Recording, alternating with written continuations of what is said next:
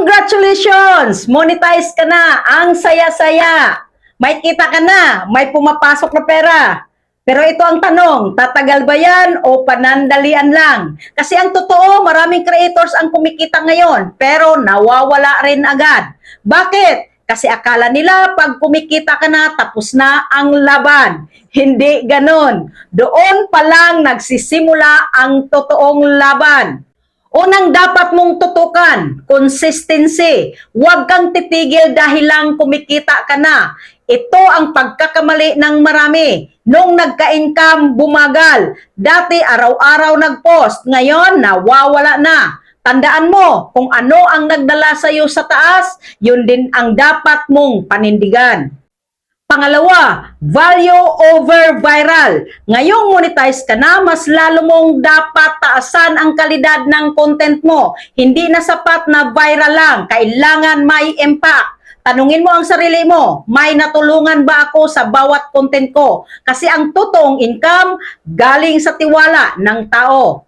Pangatlo, audience relationship. Hindi numbers ang nagpapayaman sa'yo.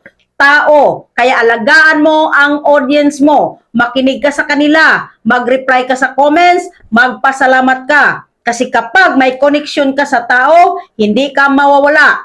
Pang-apat, personal brand. Ito ang magtatagal sa'yo. Kasi pwedeng magbago ang algorithm, pwedeng mawala ang views. Pero kung matibay ang pangalan mo, mananatili ka. Hindi ka lang creator, ikaw ay brand.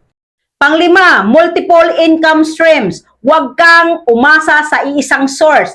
Oo, kumita ka kay Meta, pero paano kung biglang mawala? Kaya habang may platform ka, mag-build ka ng ibang pagkakakitaan. Products, mentorship, business. Kasi ang goal mo, hindi lang kumita, kundi yumaman ng tuloy-tuloy. Kung monetize ka na ngayon, huwag kang makampante. Kasi maraming nauna sa'yo, kumita rin. Pero nawala rin.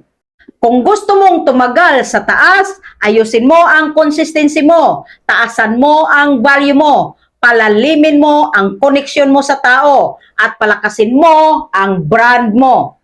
Kasi tandaan mo, madaling kumita, pero mahirap panatilihin. At ang tunay na panalo, hindi yung kumita ka ngayon, kundi yung kumikita ka pa rin kahit matagal na. Are you learning? See you in the comments section.